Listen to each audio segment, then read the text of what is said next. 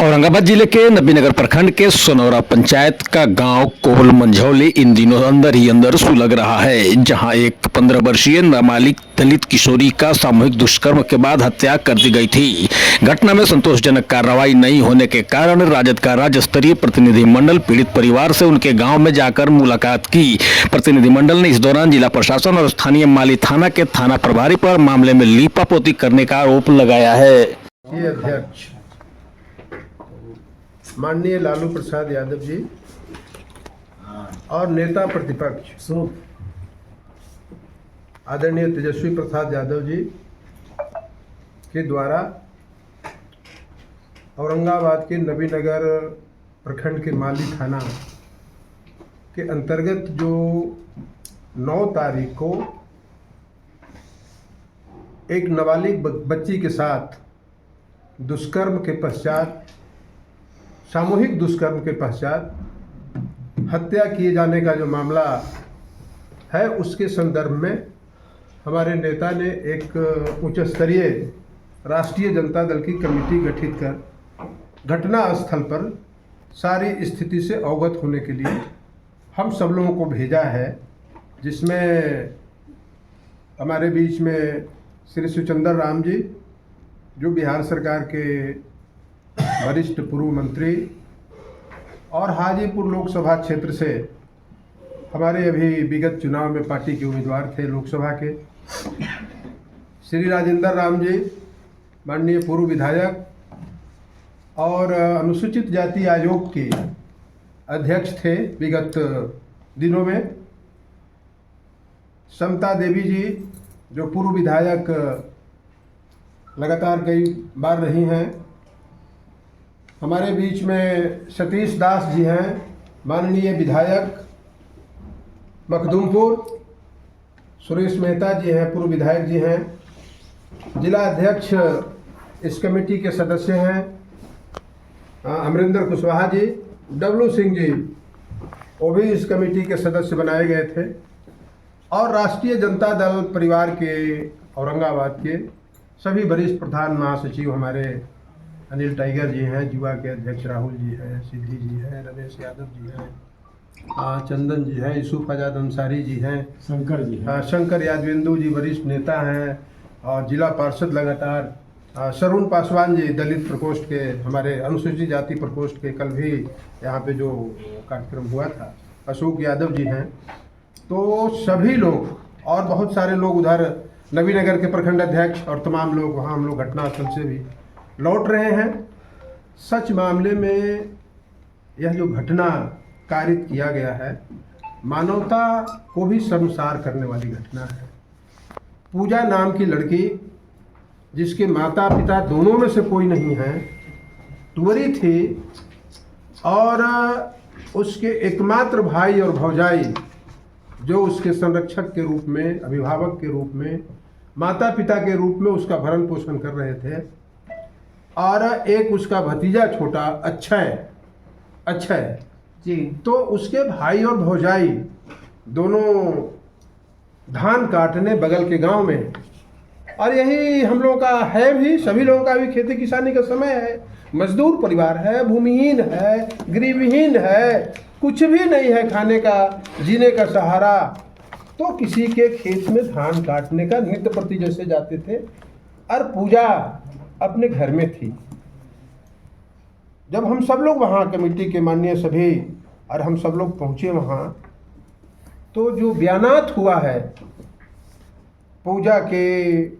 भतीजा के द्वारा जो 6ठी क्लास में पढ़ता है, और उनके भाभी के द्वारा और उनके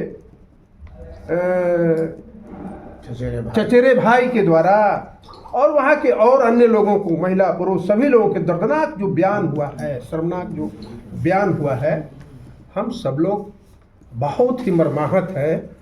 कि पाप इतना भी नहीं होना चाहिए कि उस घर में सुनसान का लाभ उठा करके वो दोनों लड़के जिनका नाम FIR में आया है, वो जाते हैं और सलाई मांगने का बहाना से सलाई भी दे देती है। खाना खा रहे थे दोनों, और इसके बाद फिर कुछ मिनटों के बाद फिर घर में जाते हैं और किवाड़ी बन करके जो दुष्कर्म किया है और फिर मार करके जो कलर देने का काम किया है, लटकाने का जो काम, पतला सा एक बांस है, पतला सा है, फोटो में भी सभी लोगों ने लिया है। 10 दिन हो गया। मैं जिला प्रशासन जो यहाँ से मात्र 20-25 किलोमीटर की दूरी पर है कि वरीय पदाधिकारी होते हैं, जिलाधिकारी और आरक्षी अधीक्षक, अभी 10-15 दिन के अंदर में इतना बड़ा कोई घटना घटित नहीं हुआ है जिसमें इन सब लोगों की व्यस्तता रही होगी। लेकिन टुडे जब तक हम लोग पहुँचे हैं तब तक इस घटना को कितना भारी संज्ञान के रूप में लिया गया, इससे साबित हो रहा है कि जिला पदाधिकारी और आरक्षी अधीक्षक अभी तक घटना स्थल पर जाकर के घटना से वाकिफ नहीं हुए हैं। इसलिए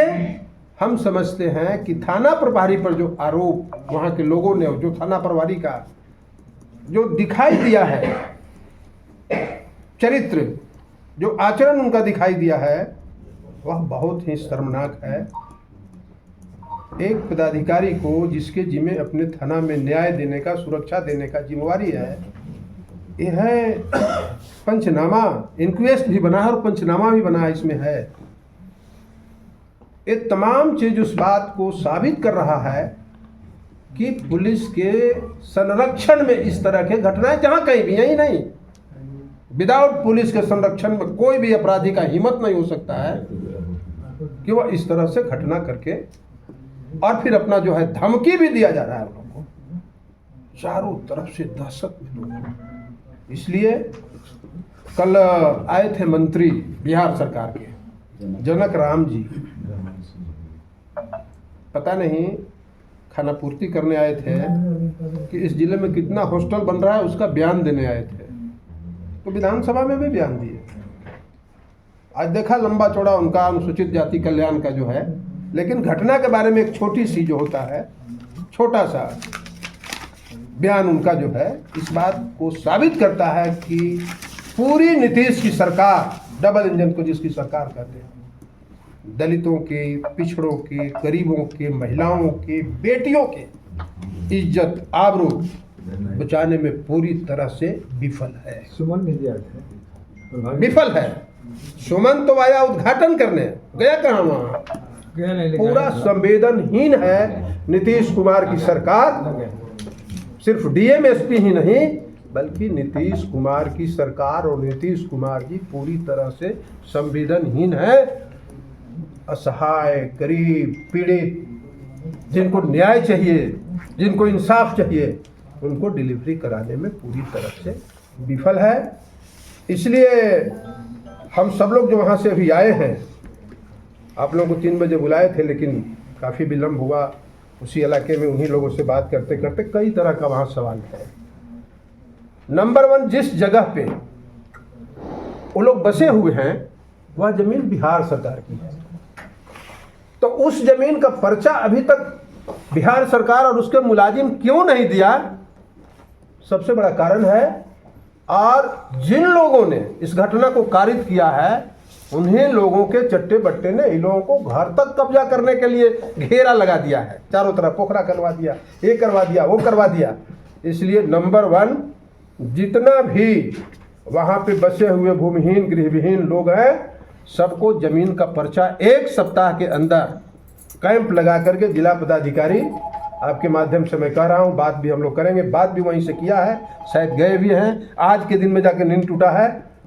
तो 1 सप्ताह के अंदर जिला पदाधिकारी सभी लोगों को वास्तविक पर्चा देते हुए और इंदिरा आवास उन लोगों को जो है मुहैया कराए। ये सब लोगों की बात है। पूजा जो लड़की है, 4 लाख रुपया का कल चेक दे करके आए। यह तो किसी के साथ भी, अनुसूचित जाति जनजाति के परिवार के साथ होता है तो वो मिल जाता है, जिला कल्याण पदाधिकारी जाके दे देता है। मंत्री को चाहिए था कि उस परिवार के पास खाने के लिए कुछ है कि नहीं है, कपड़ा कुछ है कि नहीं है, ठंडा का मौसम है, सोने के लिए कुछ है कि नहीं है, बिस्तर है कि नहीं है, वो कोई भी व्यवस्था, बर्तन है कि नहीं है, वो कोई व्यवस्था नहीं करता। सबसे बड़ी बात है कि ऐसे घटनाओं में अनुसूचित जाति आयोग के अध्यक्ष बैठे हैं, इन्होंने बात भी किया, शिवचंद्र बाबू बात किए। देन जिस तरह से वह इलाका दहशत में जी रहा है, गरीब लोग,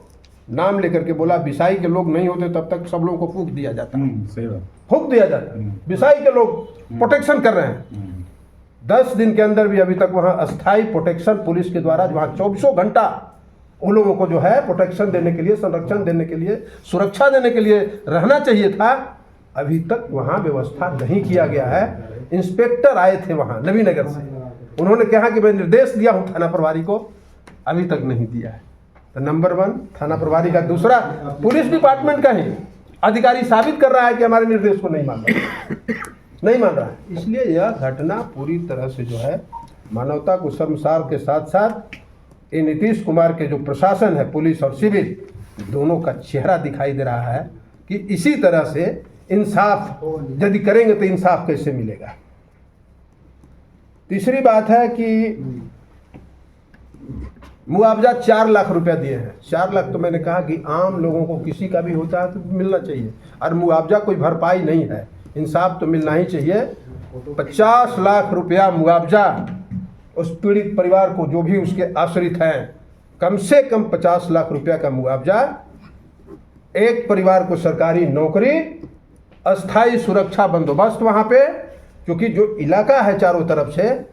पता नहीं, एक महिला कह रही थी कि लोग बोल रहा है कि पूरे गांव को हम लोग जला देंगे। कहाँ नेताजी लोग आ रहा है तो चला जाएगा, तुम्हारे पास तो हम ही ना रहेंगे। इसलिए हम सरकार को आपके माध्यम से कह रहे हैं 6 महीना तक कम से कम जो है उन लोगों को सुरक्षा वहाँ प्रदान किया जाए। और इस घटना में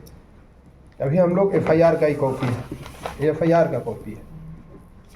जो इस तरह की घटना में दफा लगना चाहिए वो दफा इसके अंदर में नहीं है। कहीं न कहीं विक्टिम को, कहीं न कहीं जो है अभियुक्त को बचाने के लिए स्पेस छोड़ दिया गया है। इसलिए दफा 32 सामूहिक दुष्कर्म, बलात्कार जो लगना चाहिए था वो नहीं है। अनुसंधानकर्ता और हायर अफसर जो भी हैं इसको SC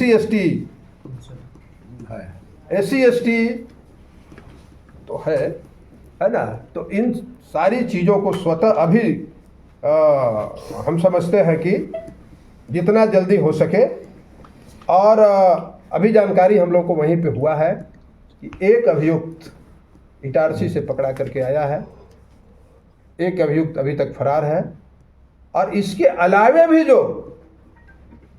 अलावे भी सामने 2 लोग हैं, बहुत सारे लोग पिक्चर में हैं जो धमकी दे रहे हैं, जो लोग दहशत वहाँ फैला रहे हैं। उन सब लोगों की गतिविधि की जांच होनी चाहिए और उन सब लोगों को कानून के दायरे में ला करके स्पीडी ट्रायल चला करके 3 महीना के अंदर स्पीडी ट्रायल चला करके और कठोर से कठोरतम सजा दिलवाने का, ताकि आगे इस तरह के अपराध करने के पहले 1000 बार सोचना पड़ेगा कि यदि हम अपराध करेंगे घृणित तो हम बच नहीं सकते हैं। और थाना प्रभारी जो माली के थाना प्रभारी है, जिस तरह से अपराधी का कोई जात नहीं होता है, उसी तरह से थाना प्रभारी का हम कोई जात नहीं मानते हैं कि किस जात का है कि नहीं है, हम लोग पता भी नहीं। जो उनका कृत्य अभी तक सामने दिखाई दे रहा है इन फेवर ऑफ मुजरिम, और उन्होंने कहा कि 5-6 लाख रुपया हम दिलवा देते हैं, तुम लोग सुलह कर लो। काहे लग कहीं जा रहा है, सुलह कर लो ना, हम दिलवा देते हैं 5-6 लाख रुपया। महिलाओं के सामने कहा है, उसका स्टेटमेंट है। तो इन सारी चीज़ों की उच्च स्तरीय जांच करते हुए थाना प्रभारी को अविलंब वहाँ से सिर्फ हटाना कोई सजा नहीं होता है। इस कृत्य में जो उनकी संलिप्तता दिखाई दे रही है उसके आधार पर उनको मुअत्तल किया जाए, उनको वहाँ से हटाया जाए और किसी तेज तरार ट्रांसपेरेंट प्रभारी का वहाँ पदस्थापन हो। तो इन सारी बातों को हम लोग 2 दिन का समय इनको देते हैं। यदि कोई कार्रवाई नहीं हुआ तो रिपोर्ट भी हम लोग को देना है, और DGP से, बिहार के जो नए अभी DGP बने हैं उनसे मिलकर के इंसाफ की गुहार हम लगावेंगे। हम लोग पूरे टीम के साथ जाकर के लगावेंगे। अब हम चाहेंगे कि दो हो गया फाइनल आप बोल रही बहुत बोल दिया। अनुसूचित जाति आवासीय विद्यालय में उसकी चूंकि छठा क्लास का विद्यार्थी है, जिस तरह से बोल रहा था, तेज लड़का है फ्रैंकली, तो उसके ऊपर सुरक्षा खतरा भी है। सुरक्षा उसको सुरक्षा देते हुए और एक अच्छे आवासीय विद्यालय में उसका नामांकन करा करके, चूंकि उसका पढ़ाई भी आगे बाधित न हो, और इस केस का चूंकि एकमात्र चश्मदीद है वो, उसको हर हालत में सुरक्षा कर देना सरकार और प्रशासन की जिम्मेवारी है।